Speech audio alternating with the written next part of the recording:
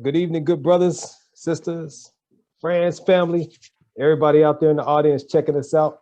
I would like to welcome you to the third installment of On the Level.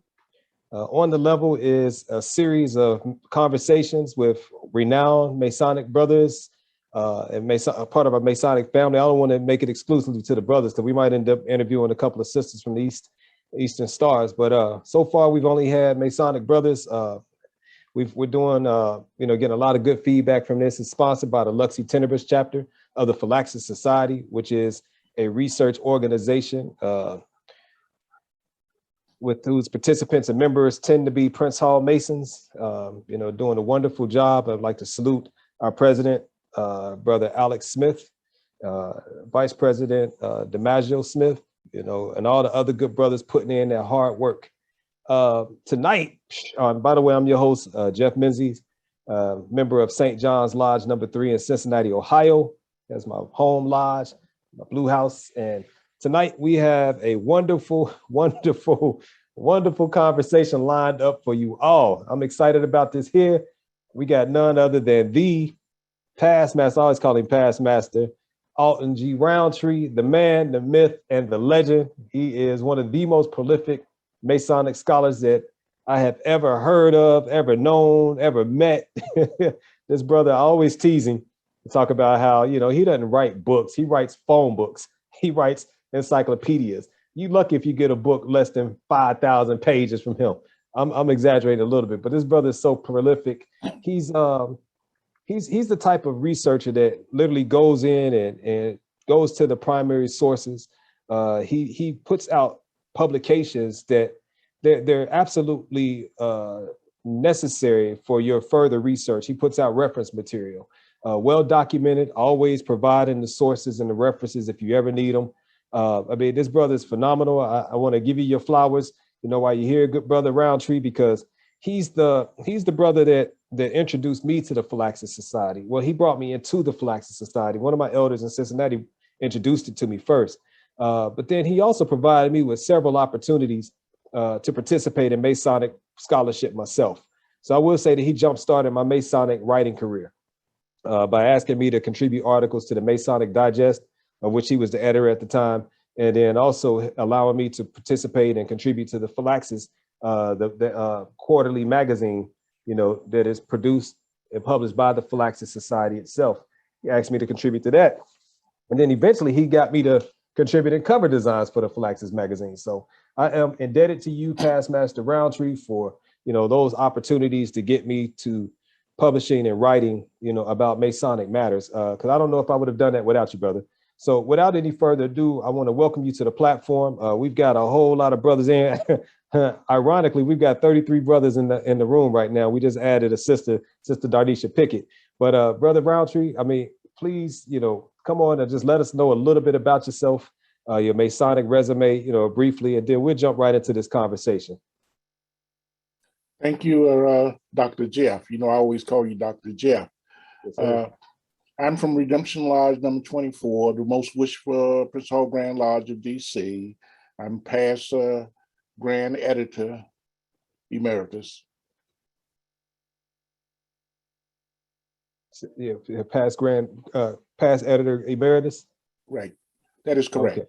Past editor emeritus. Nice. And so, past. Let's start with, how many books do you have published at this point? I have 10 published, and I'm working on 2 at this time, about halfway through them. Mm-hmm. Wow. So you got 10 out there on the shelves that's readily available. And throughout the conversation tonight, we will provide people the means of getting a hold of your books and your publications. So you've got 10 out there and you've got 2 in the pipe, and I know that it's 2 that you're actively working on, but I'm sure you got other ideas of books that you will be putting out eventually, right? They're going to be coming on, because once you start, true. You don't stop. That's true. Cool. All right. So I know your first book, if I'm not mistaken, is Out of the Shadows, right? That is correct. Out of the Shadows. That there's a story with that book. The first book, I learned a lot there. I learned one thing for sure: book writing is no joke. Not a joke. And I also learned that you need to consult with someone who has written a book, Otherwise, there's so many potholes or so many mistakes you can make. I was fortunate that in writing the book, it started off as going to be a book on recognition, because it was a time when, recognition between mainstream and Prince Hall Grand Lodges were enforced. I say mainstreams. I know now the language is Grand Lodge of State, but I still say mainstream. But I was working with Paul Besser. At that time, Paul Besser had written, he was a white Mason. He had written three books.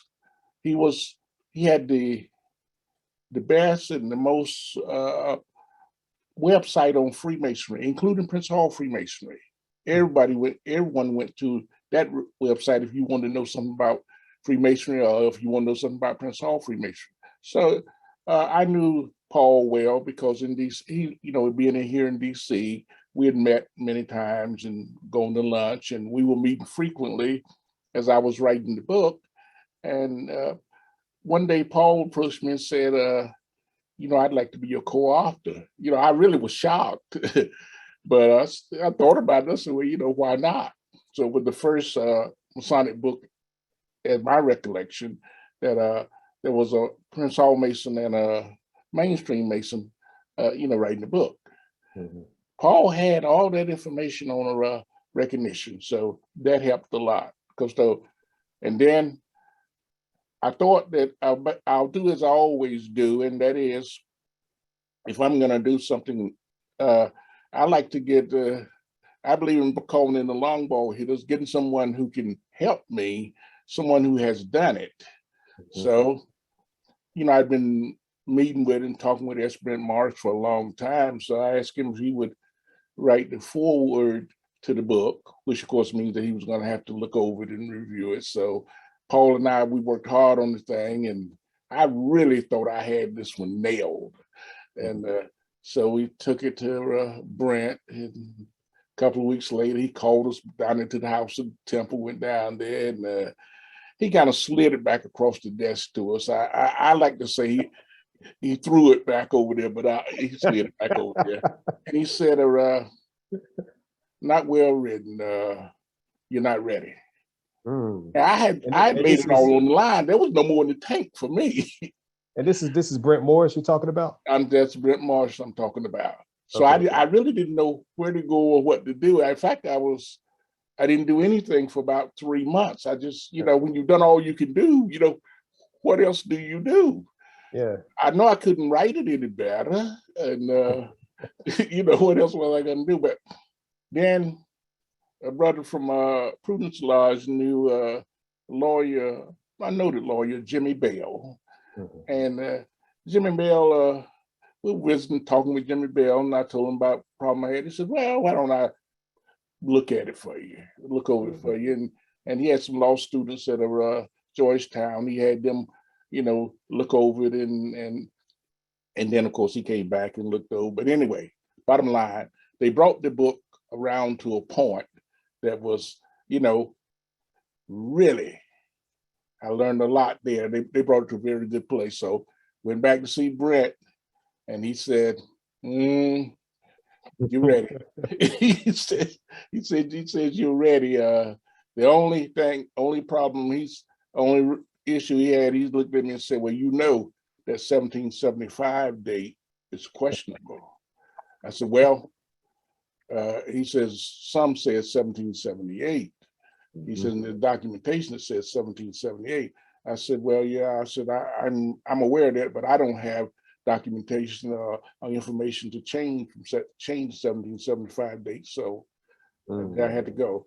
And then anyway, to jump forward and make a long story short, it really, I never could have dreamed of, as well as Out of the Shadows Are Gone, for about 7-8 years. It was the one of McCoy's publishers' top selling book. Right.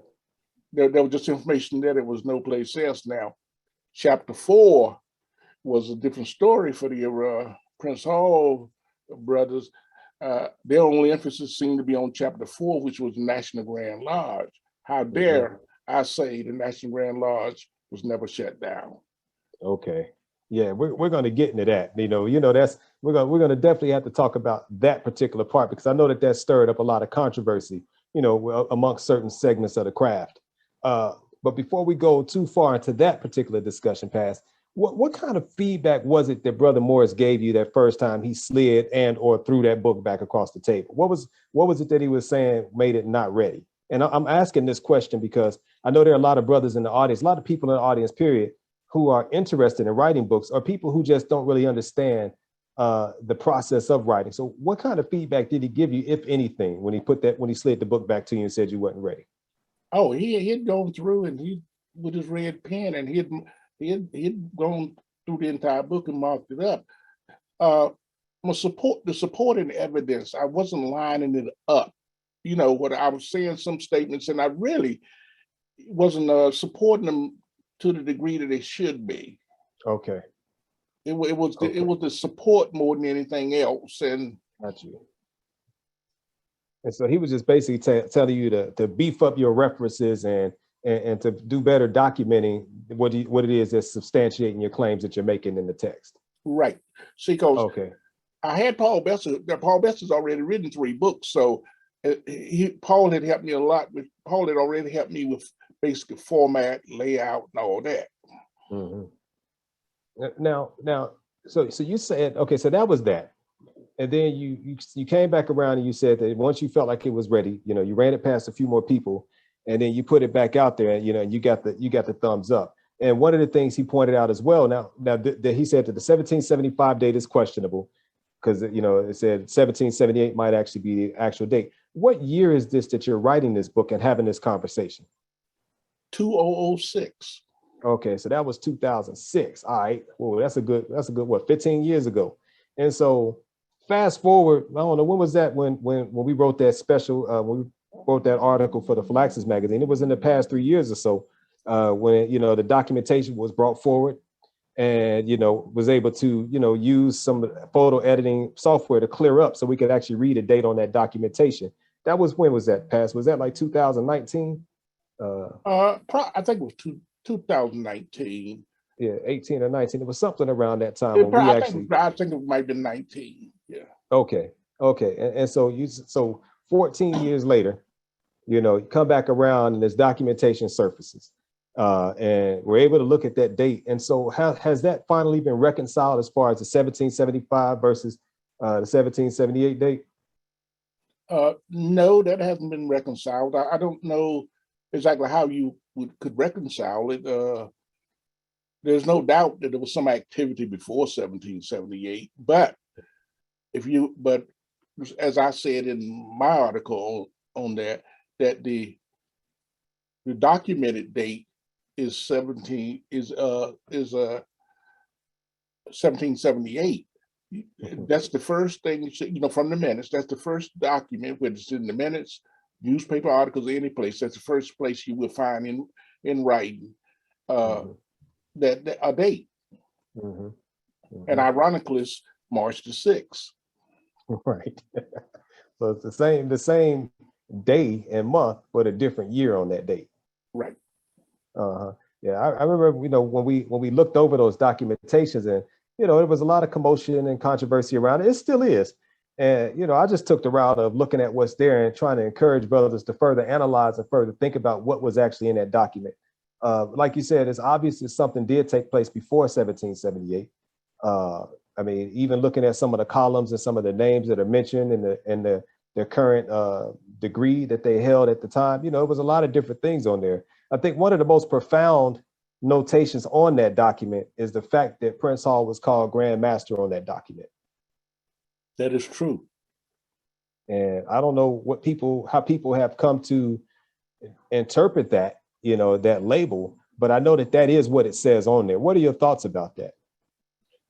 Well, he certainly wasn't Grand Master in the tradition that we speak of the body having elected him.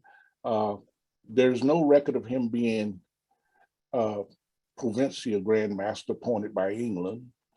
So I don't know if that gave him that title or who gave him that title, or they assume that title, but that's what he was called. And some places in the minutes, he's also referred to as Grand Master, number of places. Right.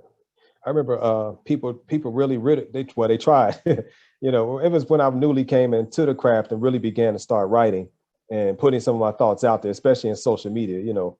And I remember people, they swarmed on me, man, when I referred to Prince Hall as Grand Master. You know, so there's no evidence of him ever being called that, blah, blah, blah.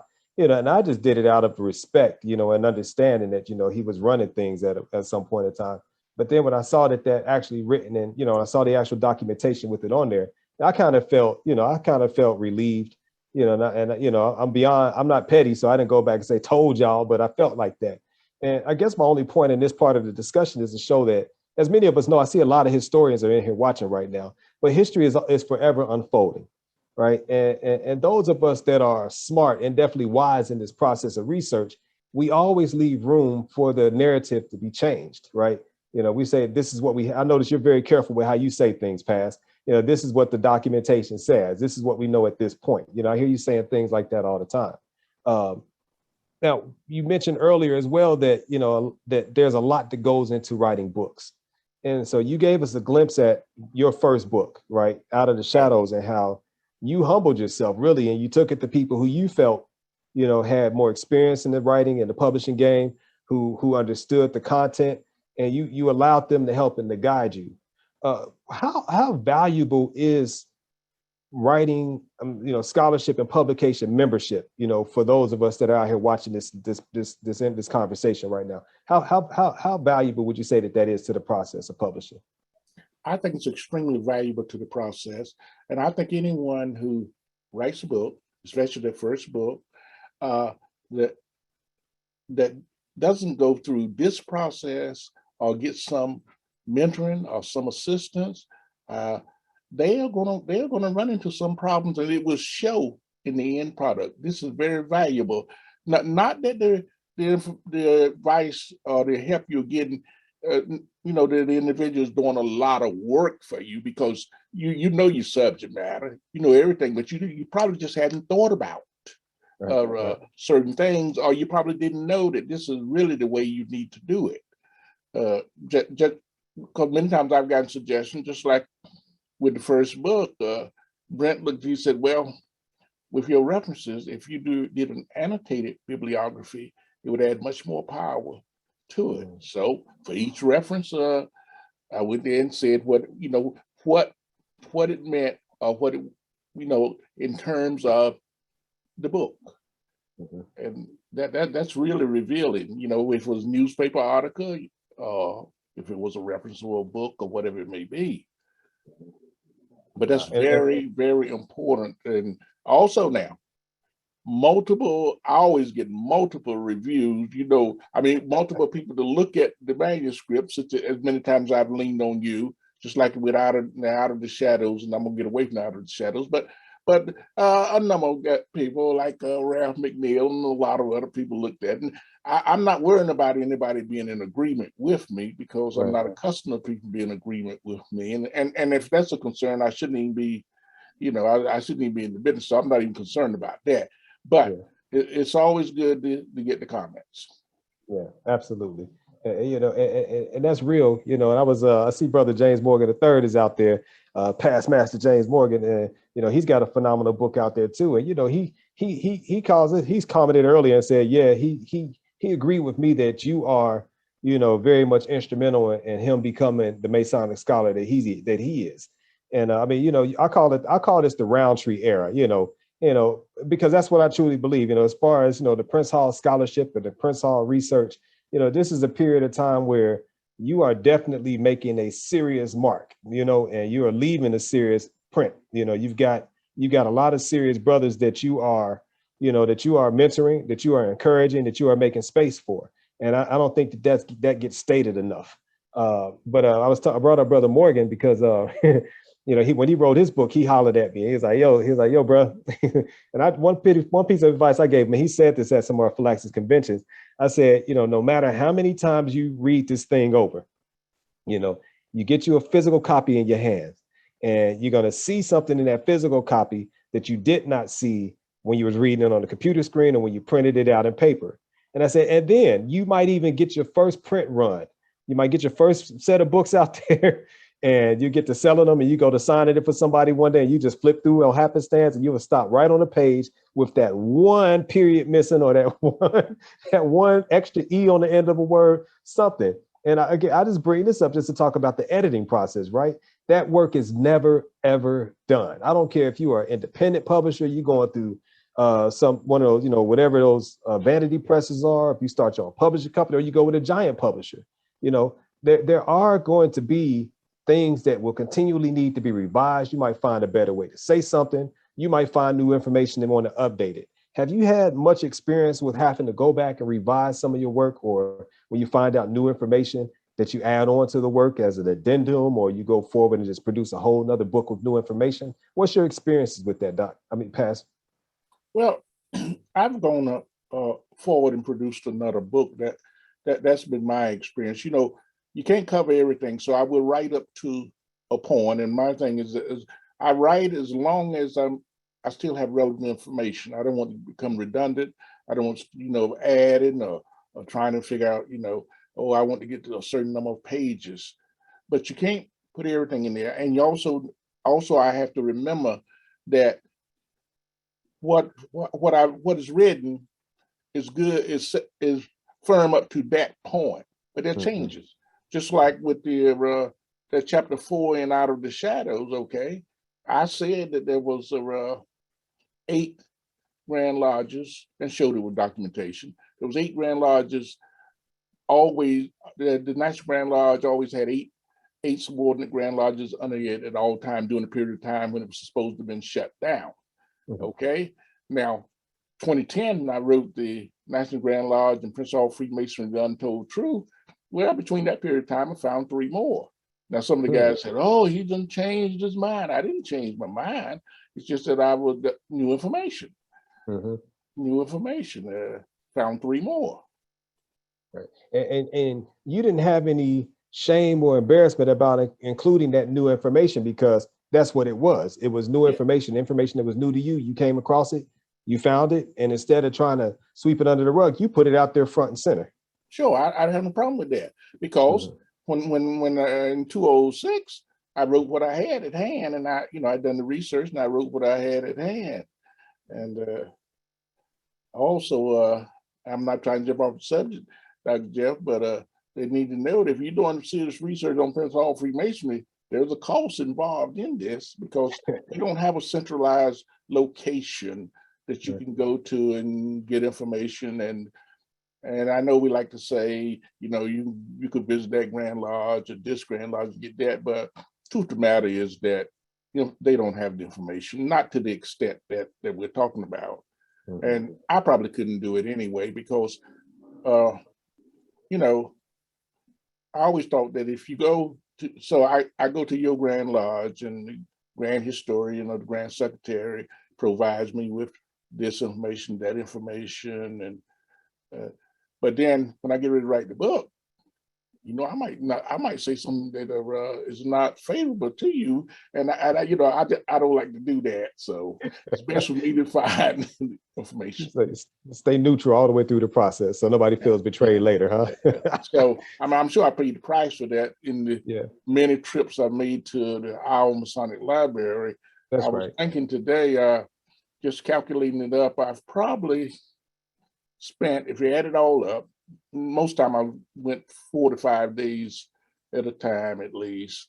I've spent about 2.5 months in the Masonic Library. Now, this is not reading, because what I would do is I would tag the information I wanted to have them reproduce it. I read it later.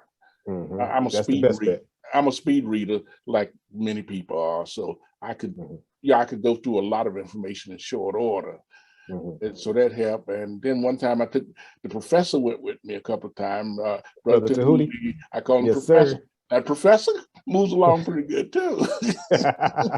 Yes, sir. Brother Tahuti, he in the house too, man. Salute, Brother Tahuti.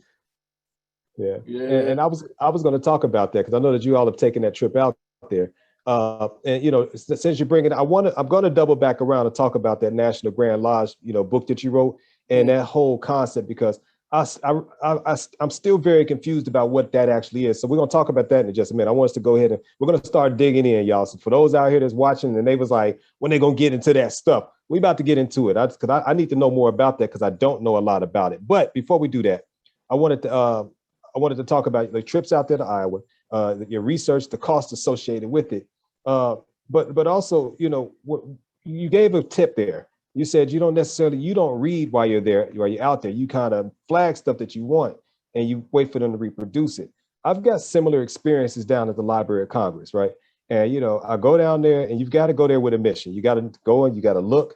And it can be difficult sometimes, though, especially for those of us that are very interested in learning new things. And when you're going through historical documentation, it's almost like reading a novel. Like that's why I love to sit and listen to historians talk, because y'all talk like you're telling the stories. Oh yeah, and then such that they were conversing and they talked about this and then they traveled down there. If you're a really good historian, you can really weave the stories in, right? And you get like this wonderful type of novel type picture. And so when I'm reading the documentations, where I read J. Rogers stuff or Carter G. Woodson stuff, you can almost get lost and caught up in the reading. And so I've had to do what you were just hinting at, which is skim it, see that it's something that you need, whatever way you're going to do it, duplicate it, get it filed, and just take it back home with you, especially when you have a limited amount of time. And so you literally, sometimes you would drive out there, right? Yes. Yeah, that's crazy. You jump on the road, drive out to Iowa on your own dime, get into that library, flag a bunch of stuff to duplicate it, and then you would take it back home and read it. And as you're reading, what are you doing? Are you actually just mining the gems out of it that you're going to create the narrative that you're about to write? Well, what I learned was there's so much information there, and all these are proceedings from all the Grand Lodges.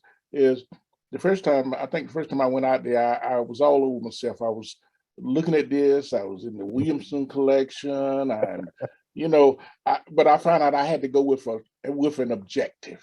Mm-hmm. For the book I'm working on. If I'm going out there to look on and see what Grand Lodges, what they're in the proceedings, if I'm checking for Grand Lodges still under the National Grand Lodge, or checking for when they declared their independence, or whatever the case may be, I had to limit what I was going to do, but it would all be in reference to the work that I'm working on. Mm-hmm. But just couldn't get it all done at one time, so I had to do that. Right, and of course you came across stuff that wasn't related, but you still had to have. So did you flag some stuff like that too? I tagged that too, and so the price tag on me was pretty heavy and they certainly were very kind to me, and but price tag on me was pretty heavy with reproduction. It might be $350, might be $400. Wow. A couple of times it was $500. So I've got I have a lot of portions. I wasn't trying to get whole proceedings, but for what I was working on, mm-hmm. I had the backup documentation, and I still have it here in filing cabinets. So I would do that, and then you talk about costs also.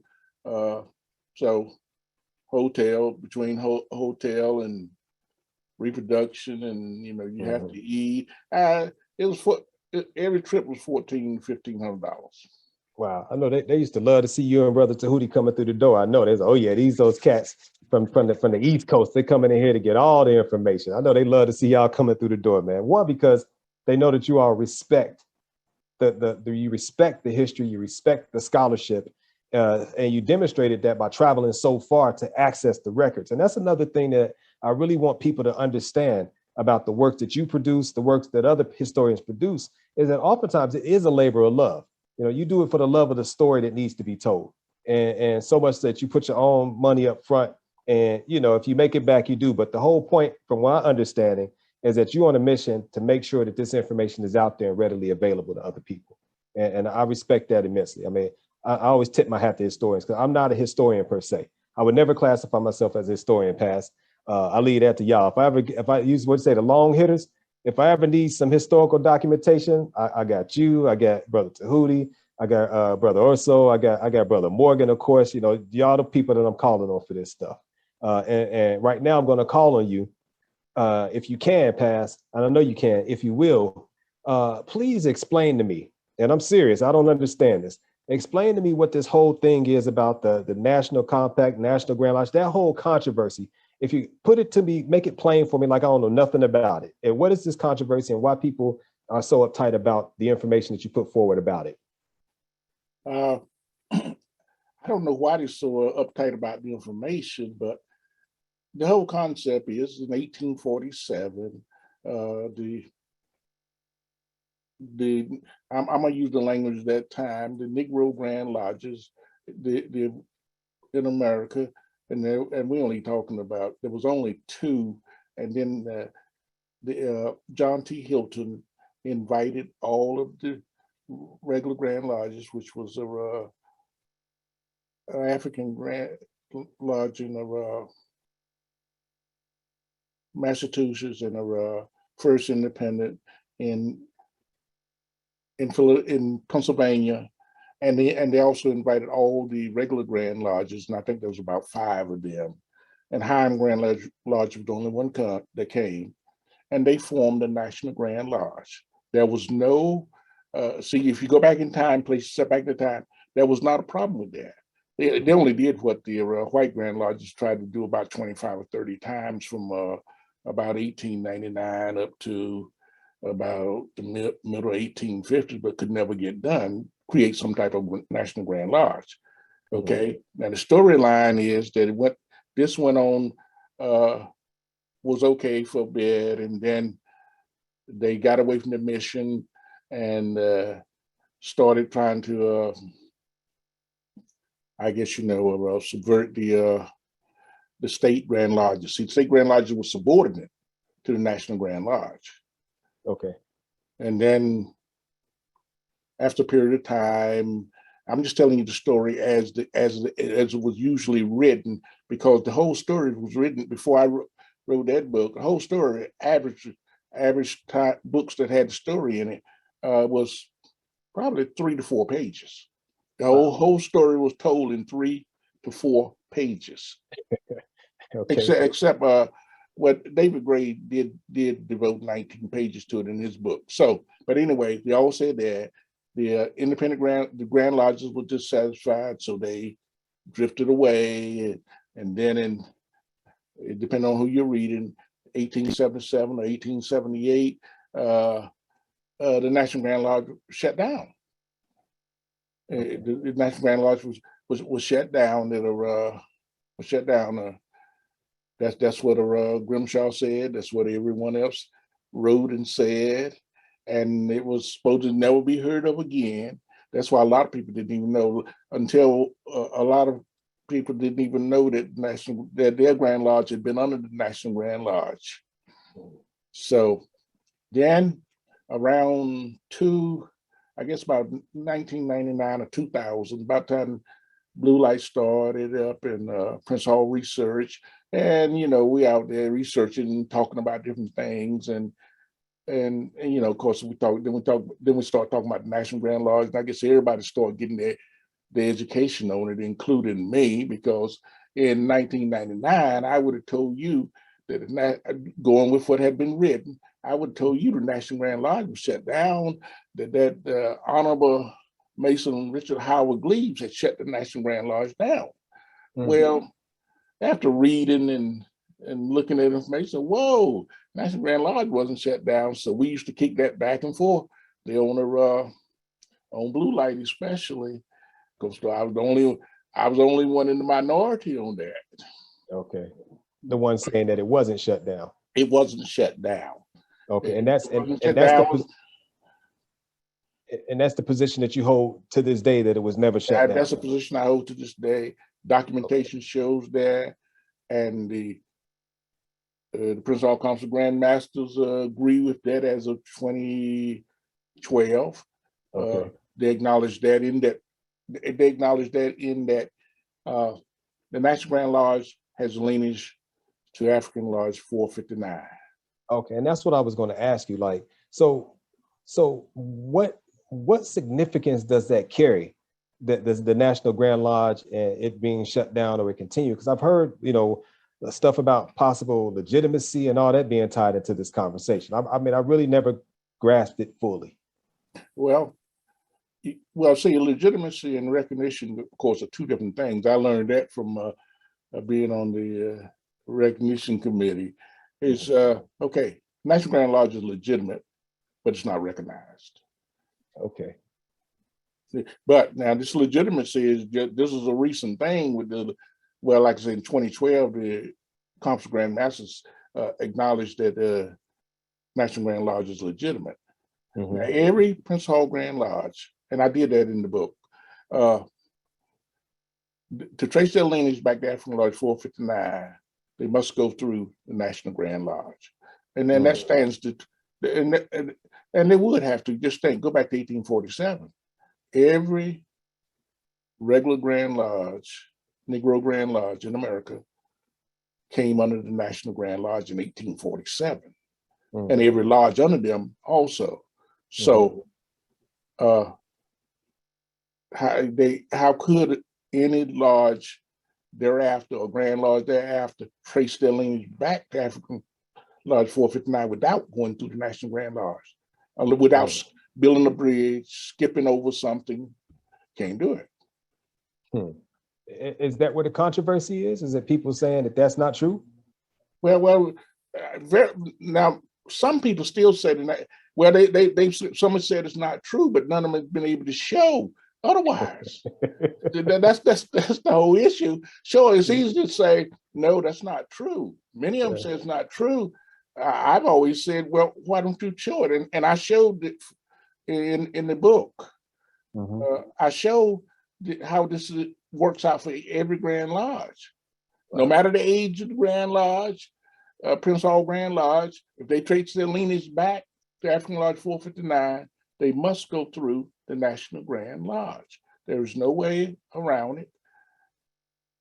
But now some say it is, but those that say otherwise, they don't produce anything to back up what they're saying. So, Paz, when people say that it's not true and that they can trace it, what is the route that they're suggesting? Not can they prove it, but what is it that they're actually suggesting is the case?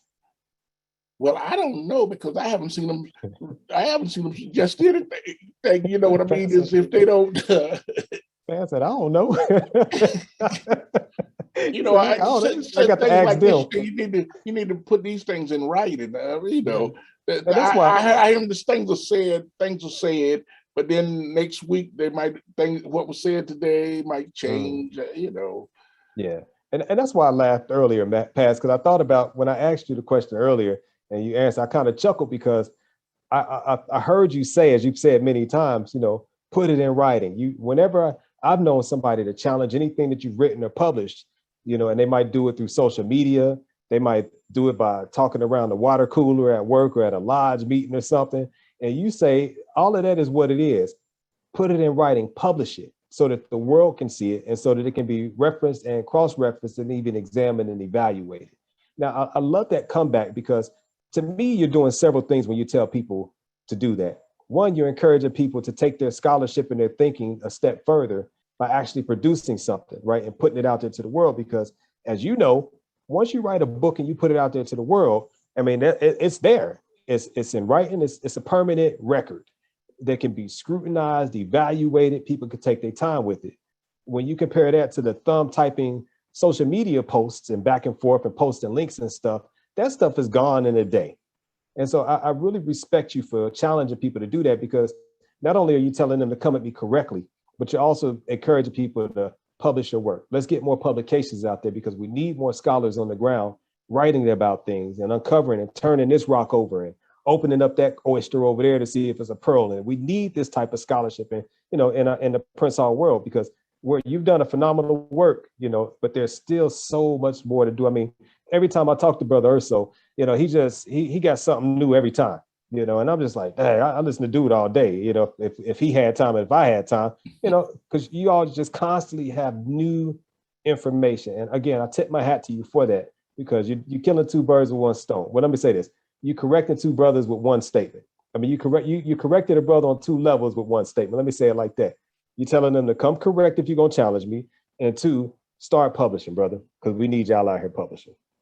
Now, Dr. Jeff, also, now, I don't have any problem with anyone finding anything in the work that I'm doing. Because if you find that something that I've done is probably incorrect or whatever, then if you have the documentation, the proof, and you want to go ahead and make a historical change, well, the scholarship has moved on that subject, has moved forward. Right. The scholarship on that subject has moved forward.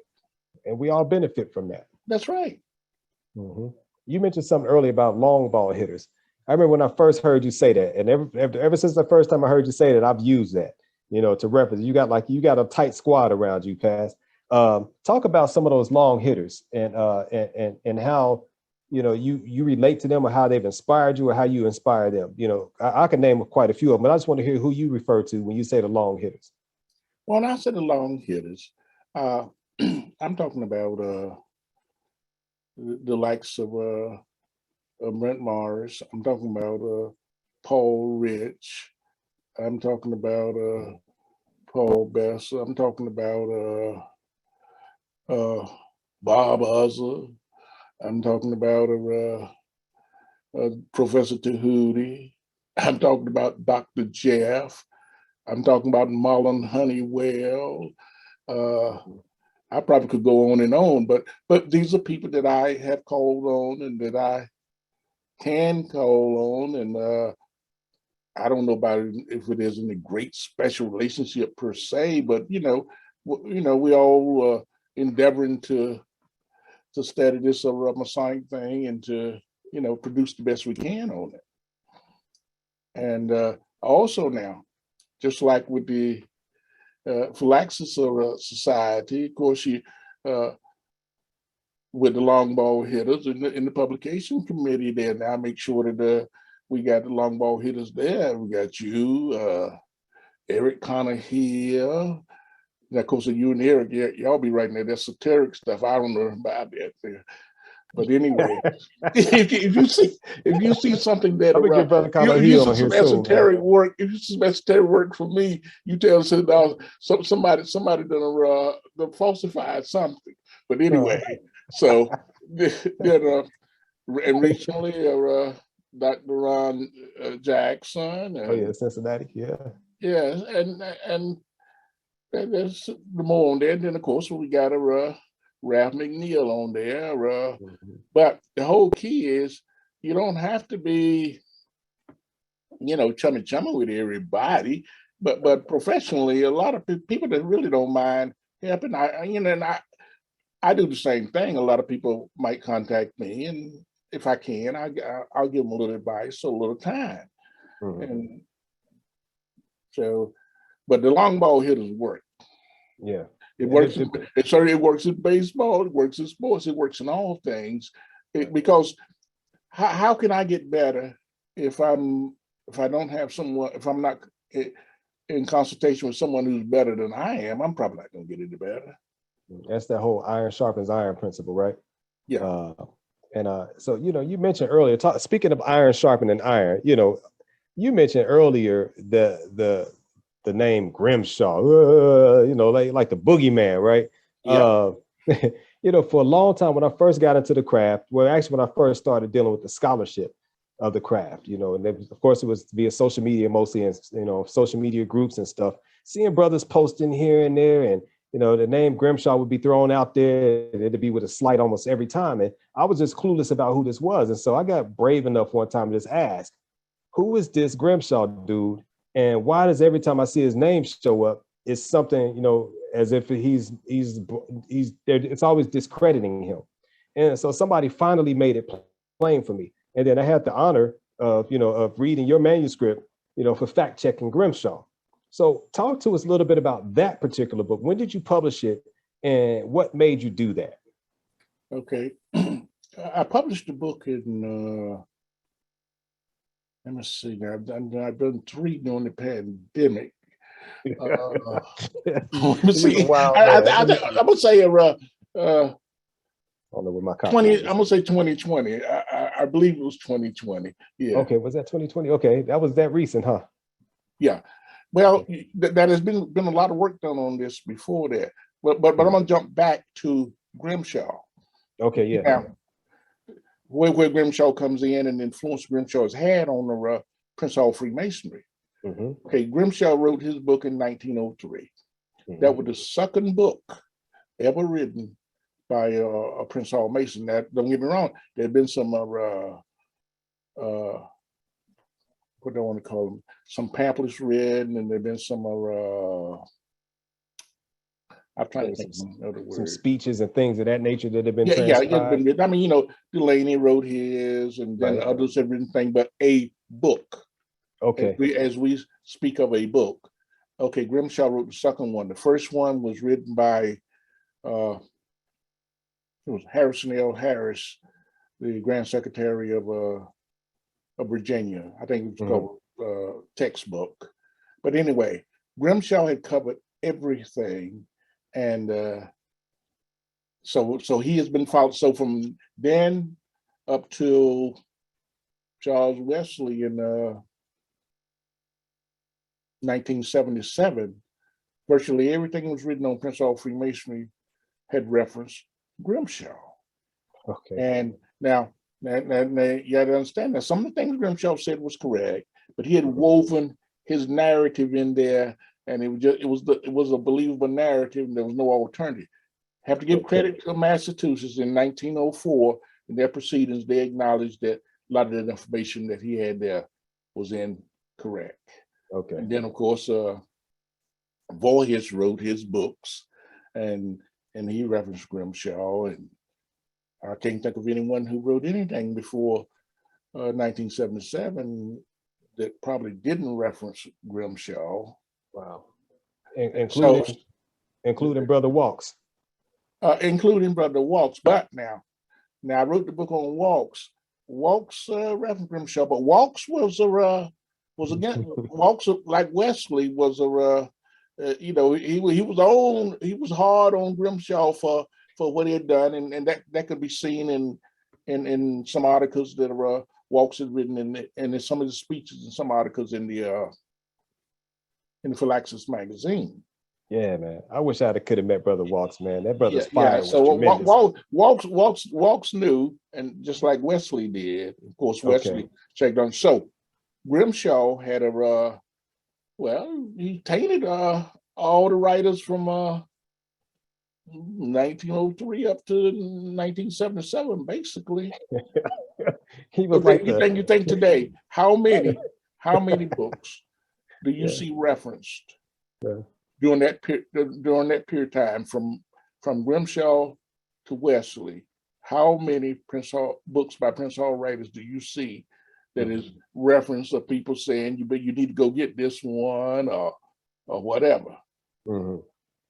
Very few. I can't really think of one, but I'm sure there must be some or a few. Okay. So then Wesley did it, but then after Wesley and Walks was on it, but then from then until probably around 2000 or so, nobody was really, even though Wesley and Walks had highlighted it, no action was taken. Okay. No action. Nobody went back to thoroughly challenge the record. Right. Nobody went back to thoroughly challenge the record. And I've come to after doing the book on Walks, they didn't have the information to challenge the records. They might have known individually, they might have known that certain thing was wrong, but they did not have the information to challenge the book. And so it was hard to say. So when they start around 1998 and 1999 and thereon, when Grand Lodge websites started popping up, the Grimshaw story was there. and it stayed there for I'm thinking it must have been around about 2005 or 6 before the Grimshaw story started coming off of websites, or there was some modification that cleaned up a few things. Okay. But anyway, the Philaxis Society, especially John B. Williams, Pastor Williams, he started I think we call it the Grimshaw Initiative or something. He started something like that, highlighting the different things that was wrong, and that went on, and then I started, writing a little bit about the Grimshaw thing. Then I thought about it. So, well, what really needs to happen is, no one has done it. I said, this book needs to be the entire book needs to be fact checked to the extent that it can be. And that was what I did. I went through there page for page. Page for page. And it turned out that now I had a lot of information, from my research in other books and going to our Masonic library. I had to make a trip out there for to round this off, but I really had a lot of information right here. I could fact check him, and that's what I did.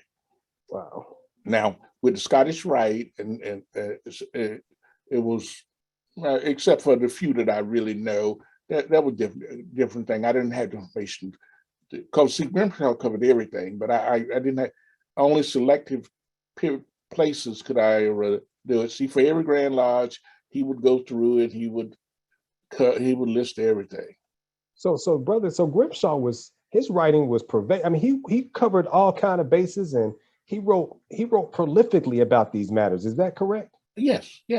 And so you're not just going and picking up a chapter in this book over there, but you're literally combing a vast amount of writing. He interwove fact and fiction. So you have to go through every line, because okay, you might come to a page, a chapter, or whatever, and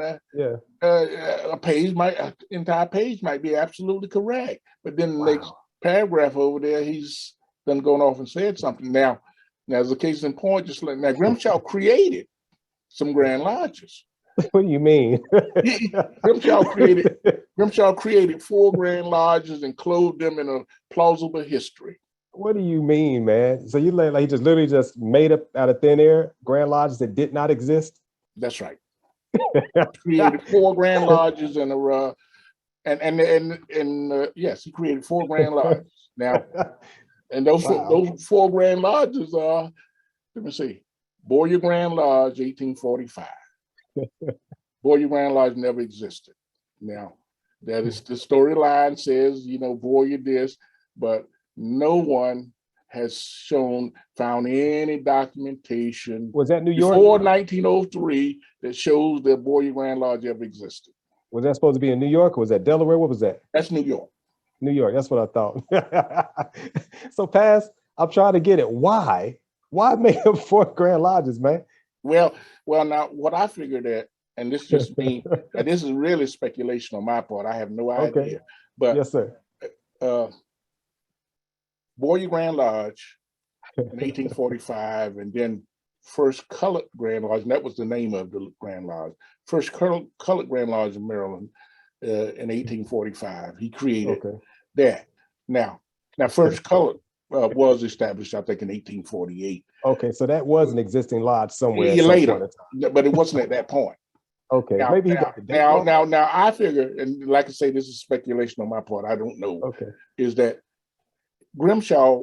What part of Grimshaw's narrative against the National Grand Lodge was that in 1847, all Grand Lodges didn't come under the National Grand Lodge. So if he created Boyer Grand Lodge and First Color, then he had 2 that didn't come under the National Grand Lodge. Okay. But that wasn't true. Now, in 1889, I don't want to be quoted on the year, but he created the Prince Hall Grand Lodge of Utah. And in the 1890 something, he created the Prince Hall Grand Lodge of North Dakota. And I mean, that's it. Now that's in his book, but of course, they never existed. But why? I'm trying. I can't. I'm laughing because on one point it's funny, but this is really no laughing matter because this guy's just totally creating fiction that has gone down as if it was actual fact. Well, he's interwove, and he lists all this. Now he doesn't have references like we normally would posting to have them, but he had all these people he had contacted and everything, and those who are endorsed his book was at that time would have to be considered some of the greatest Prince Hall Masons. Wow. And so, yes, it is the boy Lodge in New York that was being spoken about. There was somebody that asked that in the chat. So, Paz, what do you think was the biggest fabrication of Grimshaw that disrupted our understanding of Prince Hall Masonic history? Well, his Prince Hall story. The story of Prince Hall. We got the story of Prince Hall, and we ran with that thing. The story of Prince Hall? Yeah, the story of Prince Hall.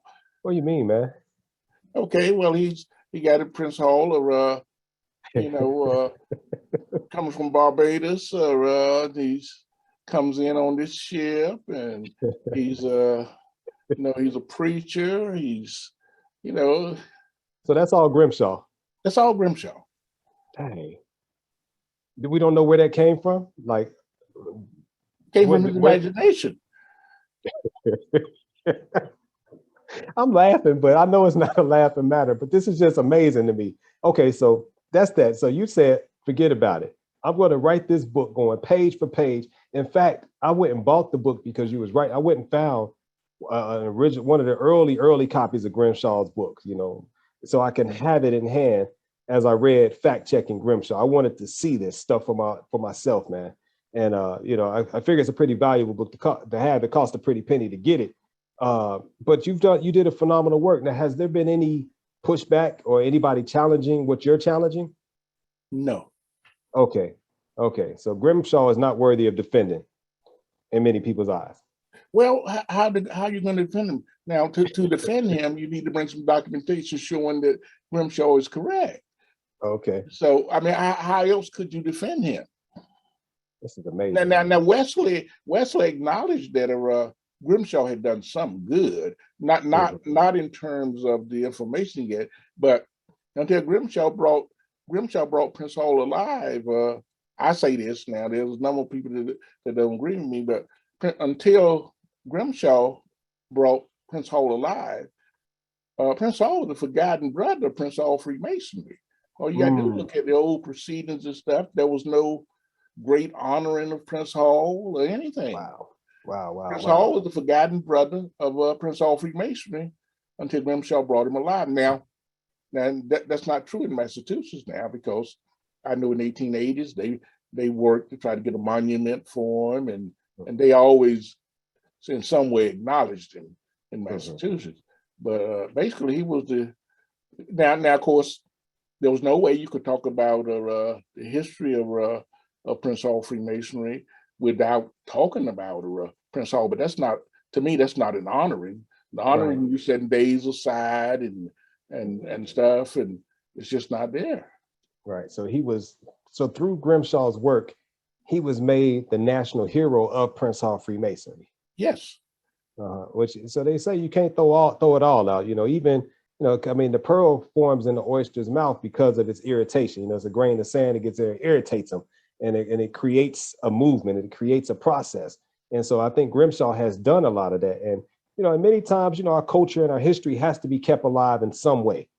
And the mechanism that's designed to keep it alive or to proliferate it or to carry it from one point to the next is not always the best mechanism. It might not transmit it with the purest of integrity, but it serves the purpose, like what you're pointing out now. And, so for that, I'm very thankful, for the work that he did do. And the fact that I'm even more thankful that brothers such as yourself, of course, Brother Williams, past President Emeritus Williams, very thankful for the work that you all have done to set out to, one, bring it to the surface and then have the audacity to correct it.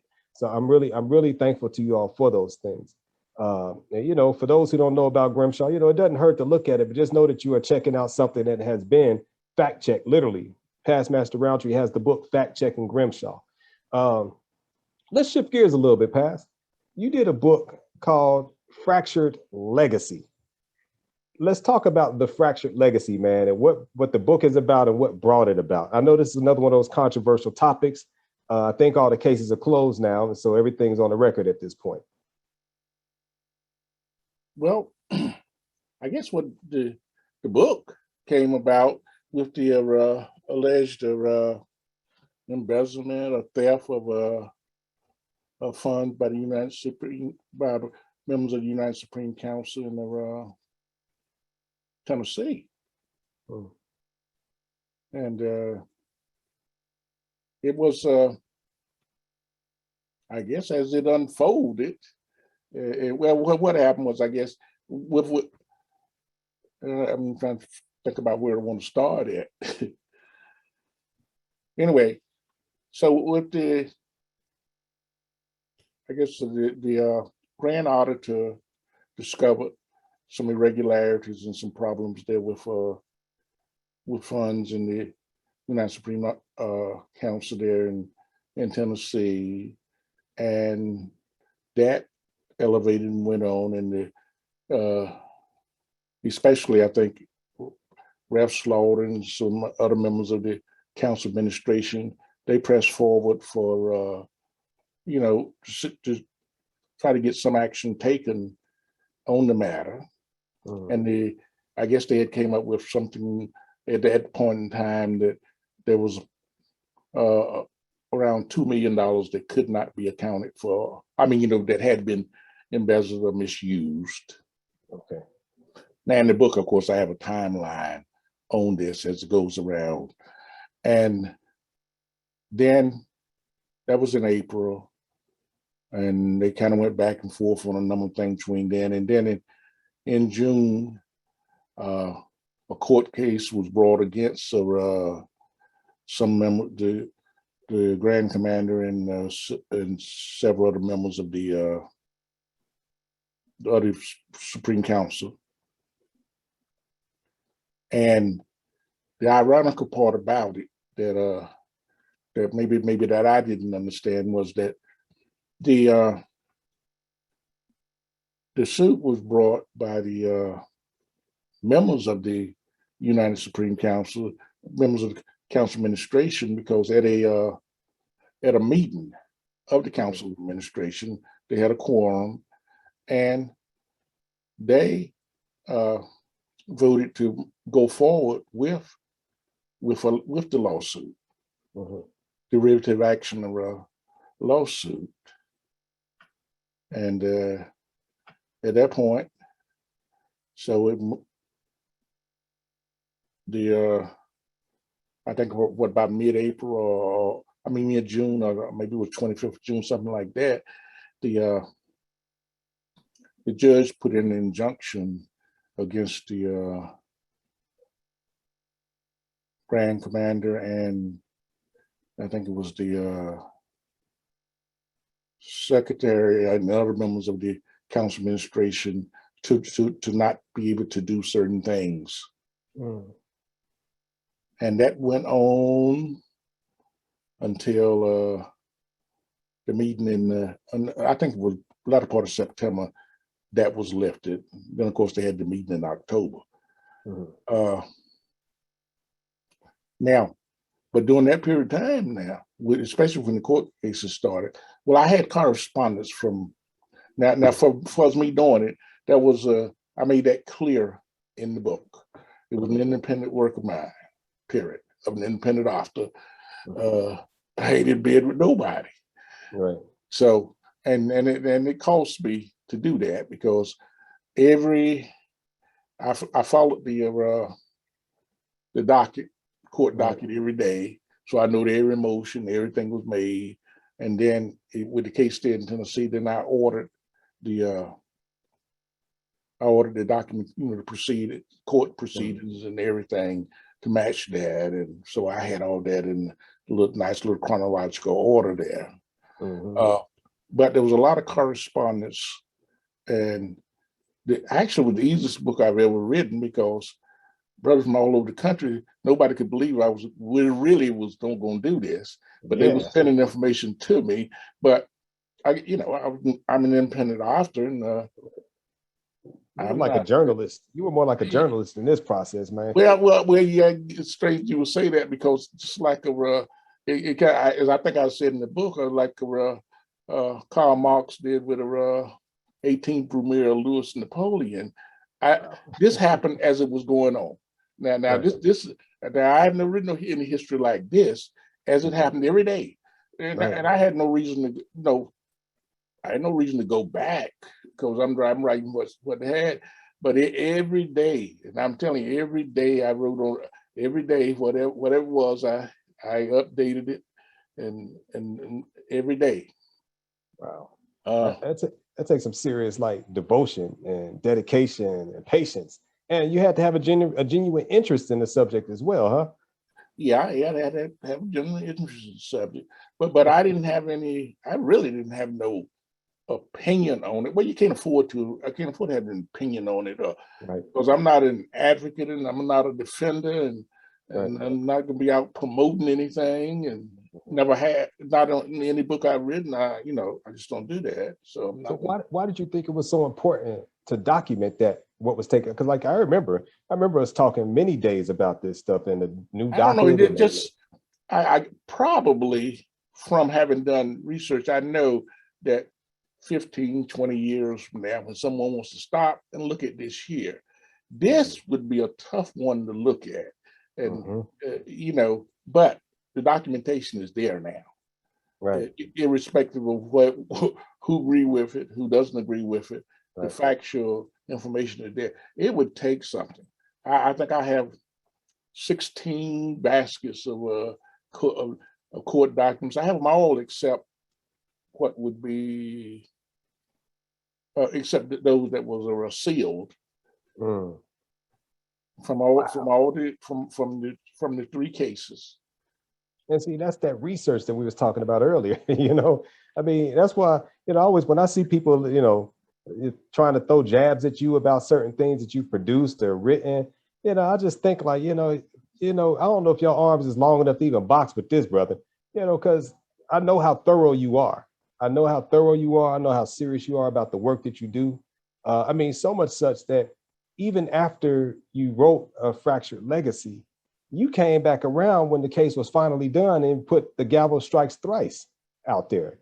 Now, was that talk to us about why you did that additional book that's related to the same case? Because wasn't it like it was Tennessee, Virginia, and DC all involved, right? But that's true.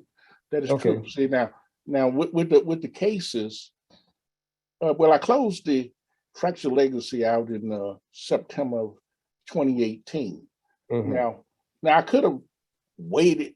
Well, with the way the cases were going, all three cases was going on. The way the cases was going, it could have been 2, 3, could have been 4 years. Who knows? Before a final decision was a final judgment was made. Mm-hmm. So I closed that out. But then after the cases were completed, I thought the readers need to know what the final verdict was on it, and see the documentation that's included. The final judgments were made, and it turns out that the case in Tennessee, well, no judgment was made on the case. It ended in the fact that Rev Slaughter and A.K. Wilkins and I think it was Williams, that since they had left the organization, they no longer had standings to prosecute it, even though now they were initially prosecuting it for the United Supreme Council in Tennessee, because the Council of Administration initiated that lawsuit. Okay. Of course, I said that in the book too. And so, okay, I'm sorry, go ahead. No, I was just going to say, you just put a timeline. So on I think it was May 31st, 2016, the United Supreme Council of Tennessee wrote a lawsuit against Ralph Slaughter and Wilkins and Williams and the Grand Master DC and the Prince Hall Grand Lodge of DC. And I think on August the 26th or something like that, they did the same thing for Virginia. So that's where the 3 cases come in at. Okay. So that's why the 3 states are involved. And so what is the gavel strikes thrice? That was what, just the concluding documentation, the conclusion? That was the concluding documentation. Okay. Wow. Man, you talk about prolific, y'all. Like I said, this is the man, the myth, the legend, the Alton G. Roundtree, past master, 33rd degree, editor. We're gonna slide over to the Phylaxis magazine for a minute. Past. I mean, like I said, this is the Roundtree era. I don't care what nobody else say. I call this the Roundtree era in Prince Hall scholarship, and I don't do that just to kind of gas you up, Past. I mean, you, like I said at the beginning of our conversation, man, you are making a serious mark on this part of history.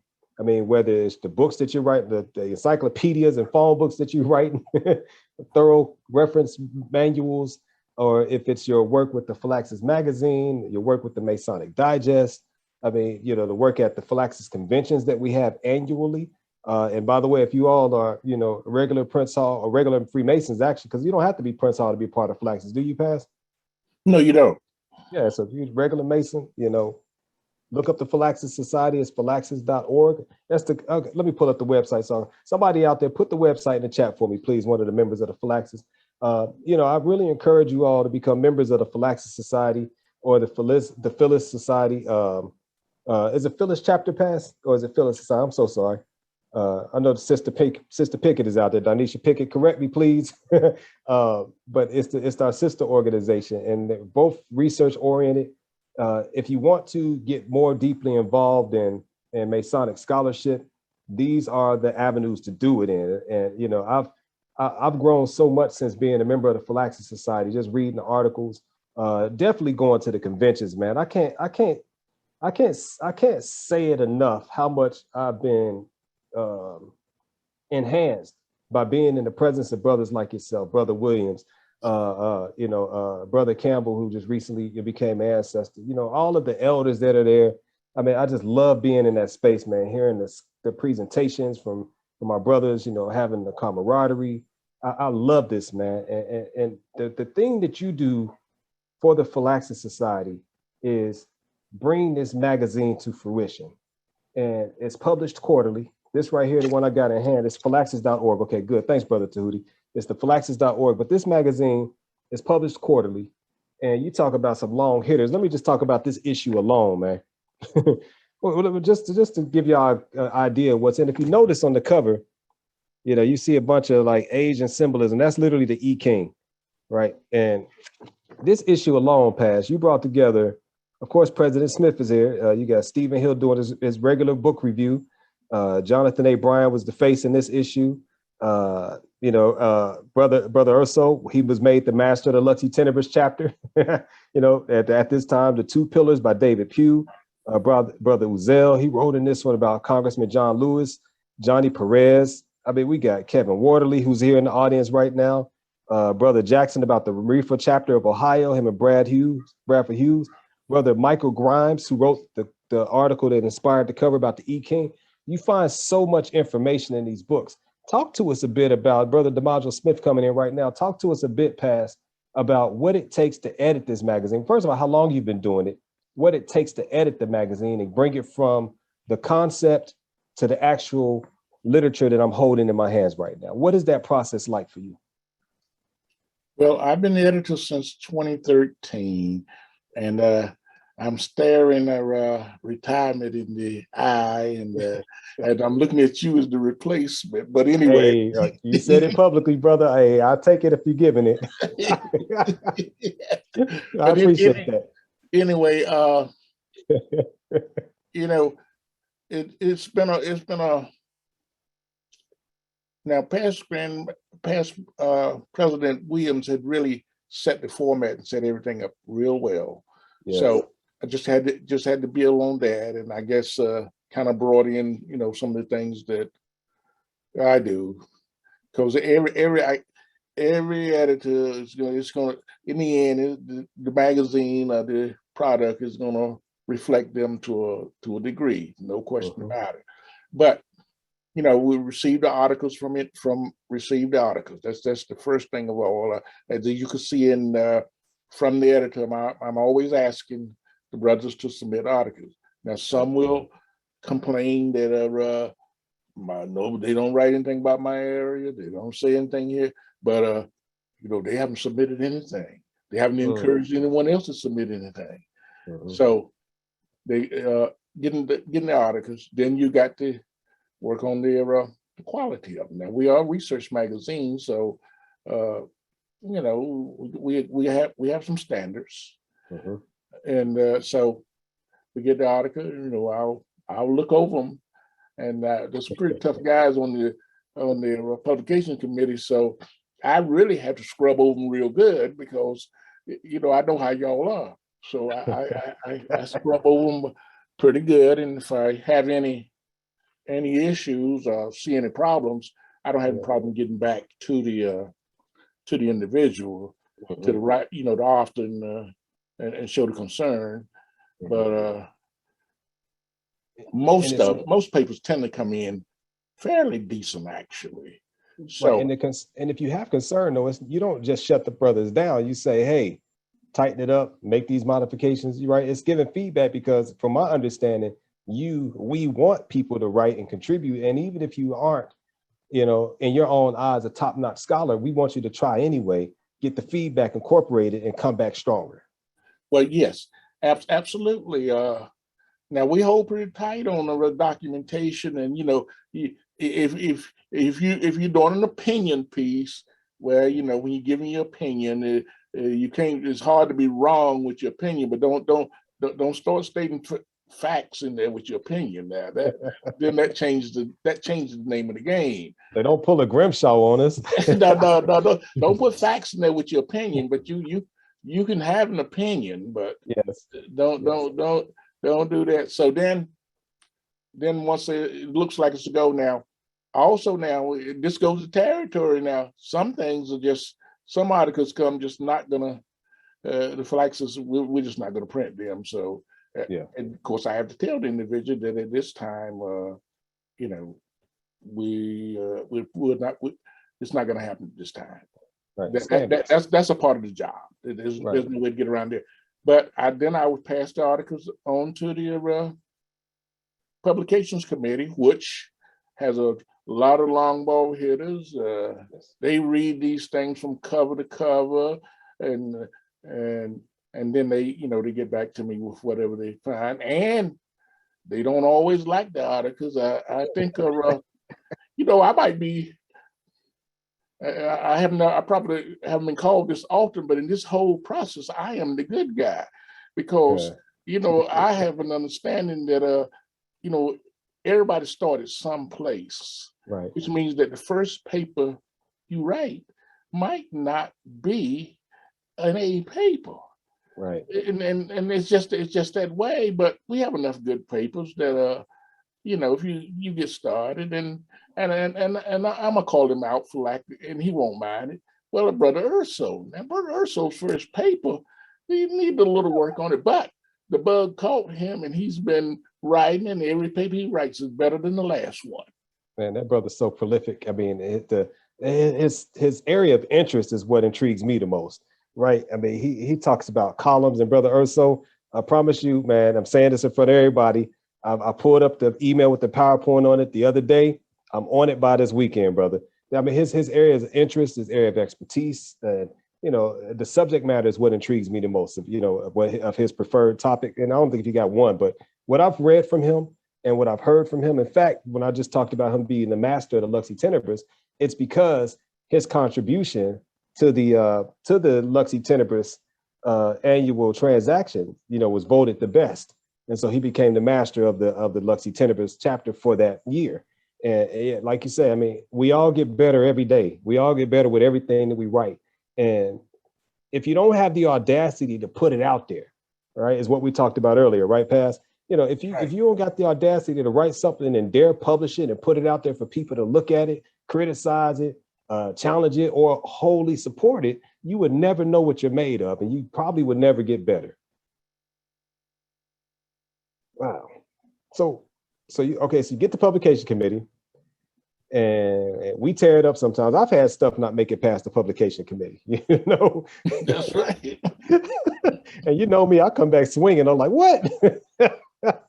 But okay, so it gets from the publication committee, and then it turns into the layout. It goes to the layout part where you start placing articles. Now, is there a? I'm sure that you guys like some surplus articles. So, is it a choice about what goes into what issue based on themes, or is it just what's in the queue at the time? Well, it is usually, unless there's some special reason, it's usually what's in the queue. I try to what I try to do is that when an issue goes out, I like to in the queue. I like to have enough that I could print another issue the next day if I needed to. Nice. So I have in the queue. I try to honor the in terms of time. If someone has submitted one and it didn't get in, I try to kind of line them up in the queue and where possible and kind of get them in the next one if I can. And of course, space always plays a role, but I try to do that. And there's been a steady stream of articles coming, so Yeah. I haven't had a problem there. And the quality of the selection is always top shelf, man. I mean, it's always very interesting, always very engaging, and always very enlightening. I mean, anybody who picks up a Philaxis magazine is going to learn something that you didn't know prior to picking up the magazine. And it's so diverse in its content, you know, and I really value that about not only the magazine itself, but the society too. And because, you know, we got brothers from all walks of life. I hear anytime I do, you know, one of those esoteric presentations, you know, afterwards, you know, some elders that have been Masons longer than I've been alive, you know, will pull me to the side. It's happened every time, man. And they, you know, they tell me how, you know, how empowered they feel by this breath of fresh air, these new topics and these new angles and perspectives that some of us are starting to bring to the craft. And, you know, that always makes my life to hear that, man, because, you know, I say it all the time, but I really, really value you all, you know, my brothers and, you know, especially my elders who have been in this game so long, because, you know, I'm relatively new to the game and relatively young, you know, when you look at the grand scheme of things. And I know I've got a lot more to learn. And this gives me opportunity to build with other like-minded brothers. You don't get a lot of situations and places where Black men are focused on a common task like we are, you know, within the Philaxis Society, within the Luxy Tenebris chapter, and within, you know, Prince Hall Freemasonry as a whole, man. So I just, you know, take that time to salute and thank you all, you know, for what you do and how much you are contributing. Past, I want to shift gears again, man. You got 10 books. Joseph Walks, you wrote the book on, you said it earlier, when I wrote the book on Joseph Walks, you wrote a book on Joseph Walks. Tell us about who Joseph Walks is, why you decided to write this book, and what was your goal? Well, I guess I've been saying for a number of years, we had been saying that we need to write a book on Joseph Walks. And I just probably hadn't gotten around to it yet, but Walks' story needed to be written. He was the greatest Prince Hall writer and researcher of them all, you know, during his era, during his lifetime. So I said I want to write on Walks. And so finally got started on it. I want to get the real story because, you know, there's always usually two sides to a lot of things. Everyone talked about I didn't really know Joe Walks like others did. Now, the only interaction I had with him was when in 2001, I had a new magazine called the Masonic Globe, and along with Gregory Kearse. And we figured the best thing to do, if you wanted, we would come out of the blocks. We needed to, if you're gonna have a success story, then again, you go back to the long ball hitters. So we had an interview we featured an interview with Joe Walks and S. Brent Mars, two of the best. Joe Walks, right, the best in Prince Hall Freemasonry. S. Brent Mars, the best in mainstream Freemasonry. So we had an interview with them, gave them the question. Of course, neither one of them saw the answers to the others until they saw it in print. But anyway, nice. You got a way of doing that, by the way. But go ahead. I've seen that before. Yeah. So anyway, it was a smashing success. Brent Mars, he was moderate and looking forward. Joe Walks went straight to the streets, as we would say. Fire. He took the gloves off. He took the gloves off. Took the gloves off. So anyway, just saying that it worked out real well. So I called on Joe Walks for that, and he certainly responded and was gracious in doing that, because I know he had many things to do. He was involved in many things.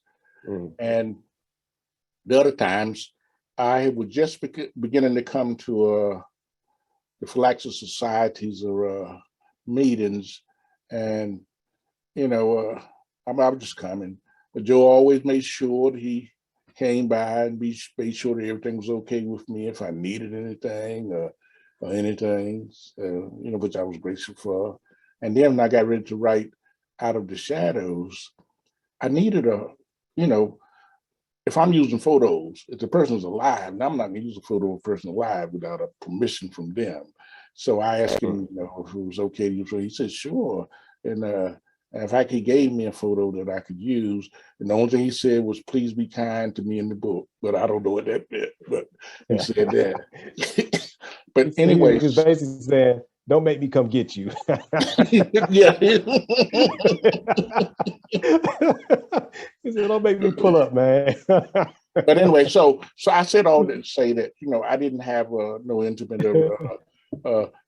relationship with Joe Walks, other than, just those conversations, basically. Okay.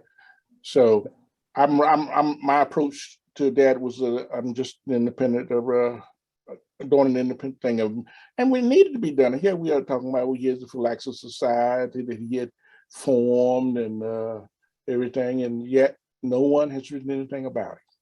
So he's the actual founder of the Philaxis Society. Oh yeah, he's the founder of the Philaxis Society.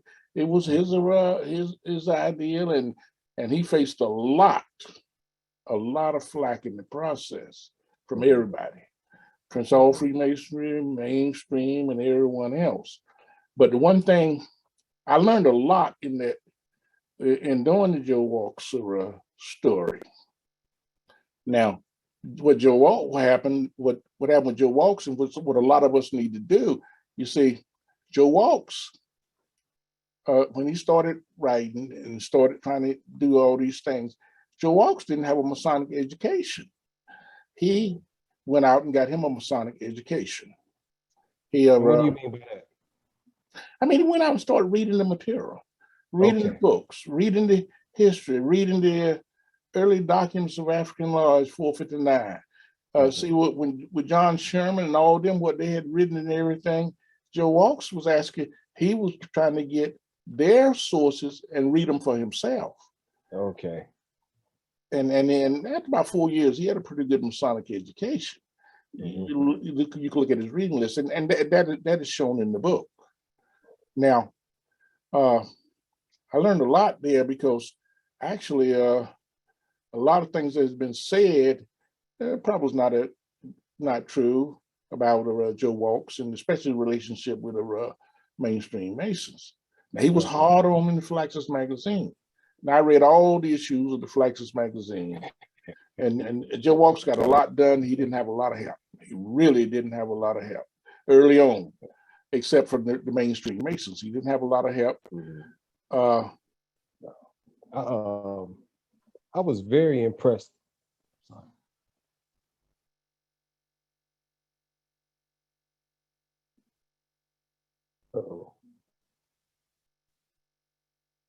What'd you say? I'm sorry, Pat. I think I started glitching on my end. I didn't realize that you were still talking. Go ahead, sir. I'm sorry. No. So now what happened was, so Walks got his Masonic education over a few years, and the person that helped Walks get his Masonic education was John Sherman. I mean, he got it in 2 phases.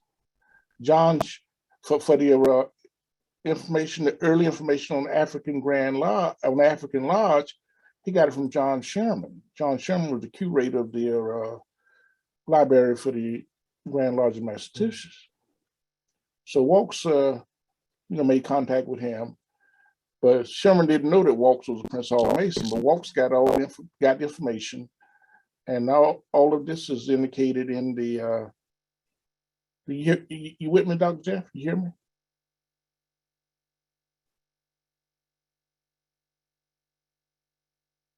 Yes, sir. Yes, sir. Okay, and all this information is in the. You can see it in the correspondence. I listed all the original correspondence. I listed correspondence between them. The original correspondence. Again, Brent Morris told me. Now, what I was doing was I was typing the correspondence, and going to use them as appendices. Brent Morris said, no, what you might want to do is you'd have much more force and impact if you would reproduce the original letters and correspondence and the documents that are Sherman had sent to Walks. Now, what happened was Walks was real critical of Sherman, but it turns out that I tell you right now, Walks would not have gotten what he got without Sherman because there was no place else to get it from. The Prince Hall Grand Lodge of Massachusetts, if they have it, they wouldn't give it to him. And he says that, and he says it in the letter, and he says it in his books. So I don't know, but that's what he says. Now, so I found that that concept that I mention often, well, he was two-faced, and I don't mean that in a negative sense. I said that about before, especially with the relationship between white Masons and Black Masons, that some of the relations sometimes was two-faced. What they said in public and what they did in private was two different things. Now, Walks talked pretty tough about Sherman, but he had the utmost respect for Sherman as reflected in the correspondence. He had the utmost respect for Sherman, and at the personal level, they really were no serious hostilities at the personal level. Now, both of them had their positions and they stood on their positions, but there was no hostilities. So it reminds me of the story of Albert Pike, reportedly sharing, the Scottish Rite degrees with Prince Hall Masons. That's right. Wow. So there's the public face, and then there's the private face. Yeah, the public face and the private face. So all of that correspondence is in there. Very interesting conversations there, and also in that process there, Walks got a chance to see the Minister of African Lodge that was there at the museum, and Walks was instrumental in Wesley he introduced Wesley to Sherman, where Wesley literally went there and sit in the library and got the information for his book. So for the early African Grand Lodge, Walks got his information information on the early African Lodge. Walks got his information from the library there where Sherman was at. Now Walks made contact with our Masonic library, and he got a lot of, the editor of the Philalethes magazine, who was also he was in charge of our Masonic library, and Walks had an ongoing relationship with them, and any information he needed. He made visits to the library. He did all of those things. So he had sources for information. He had information that no other Prince Hall writer ever had. He had it. He could write letters, and they would send information to him. They would look up information for him. So now I understand some of the things he had. He knew a lot. I mean, he couldn't get everything done, but He really had a lot, and he had the largest personal library, he said, in the world, in his basement, Masonic library. Wow. And a few people acknowledged that. So with all of that, there was a wealth of information and knowledge that could be obtained from reading that book, really. If you didn't read anything except the correspondence, and I gave the correspondence that he had with the the brothers there at the library in Cedar Rapids, the Iowa Masonic Library. He was in contact with people all over the world. Walks wrote hundreds and hundreds of letters. I don't know how he did it, because this was before we had this computer stuff. He sat there on his typewriter and banged it out, and this was kind of before this correct tape too.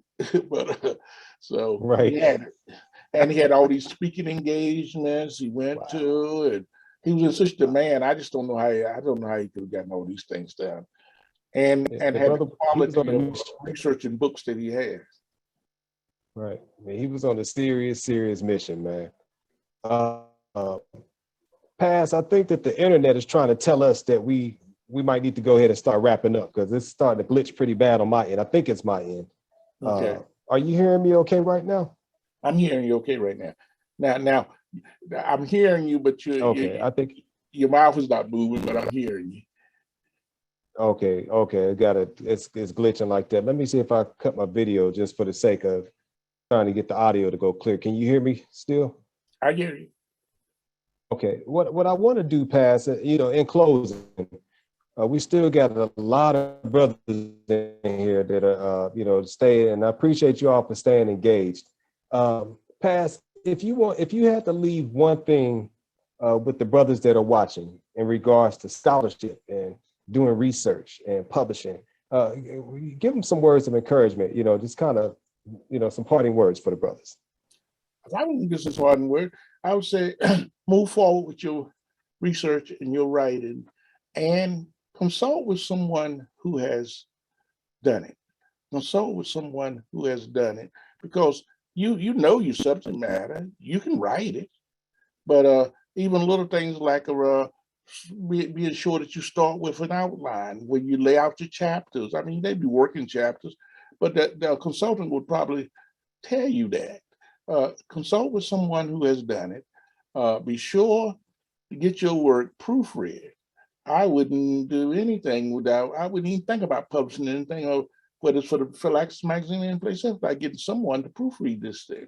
And also get your work looked over by someone who's up on the subject matter.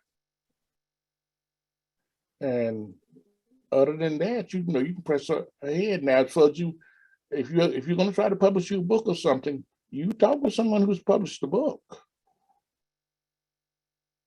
Be sure. So I would leave that with you. Move ahead with your project. Don't be surprised when people start saying bad things about you, but don't worry about that. But no, push ahead. Yeah. Thanks, Paz. Now, how can people access your books? Say that again.